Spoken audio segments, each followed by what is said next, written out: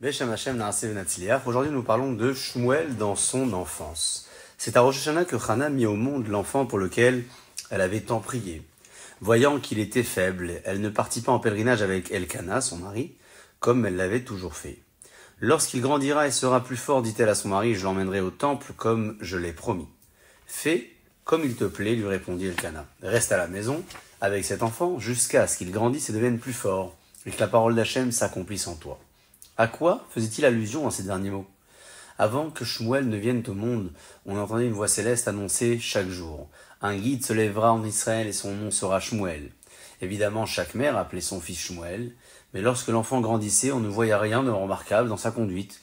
On comprenait alors qu'il n'était pas l'enfant prédit.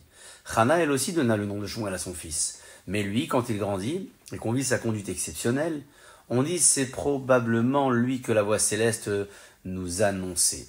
D'ailleurs, le roi David l'écrit dans le livre de Télim, Moshe et Aaron Bechoanav, Moshe et Aaron ont été reconnus dans leur Keuna, ou Shmuel et Shmuel, Bekor et Shemo dans ceux qui ont également porté son nom, puisqu'il a su partager une part de sa grandeur à toutes les personnes, tous les enfants qui ont porté son prénom, comme les mamans avaient souhaité avoir le Shmuel dans leur propre famille.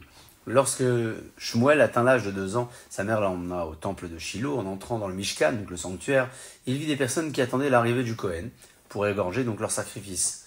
Pourquoi attendez-vous le Kohen leur demanda le jeune Shmuel. La shrita, l'abattage rituel d'un sacrifice peut se faire même par une personne qui n'est pas Kohen, affirma-t-il. Lorsqu'Élie, le Kohen, apprit que le jeune garçon avait autorisé à ces personnes de faire eux-mêmes la shrita, il lui demanda pourquoi. Il n'est pas écrit dans la Torah, le Kohen immolera. Mais on immolera le taureau et les Kohanim, fils d'Aaron, offriront, expliqua Shmuel pour se défendre. L'offrande sur le misver doit être accomplie par les Kohanim, mais la shrita est autorisée, même aux profanes. À ces mots, Élie se fâcha. Voilà un jeune enfant qui osait permettre au peuple des choses qu'il interdisait lui-même. Ce garçon était insolent, et il ne pouvait lui pardonner. Il voulait déjà le punir. Quand Hana accourut et le supplia en pleurant, « Je vous en prie, mon maître, c'est pour cet enfant que j'ai tant prié en votre présence. Voudriez-vous maintenant le punir?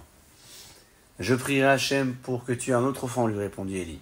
Mais la mère qui aimait tant son fils ne céda pas. Vous ne pouvez pas le punir, dit-elle à Élie. Cet enfant n'est ni à moi, ni à vous. Je l'ai demandé à Hachem et je l'ai voué à lui. Ce garçon appartient donc à Hachem et il le fera de lui comme il le désire. À cet argument, la colère d'Élie se calma et il pardonna au garçon. Hana débordait de joie qu'Hachem l'avait exaucé et lui avait donné un fils. Cette mère d'une grande piété remercia Hachem dans une prière émouvante.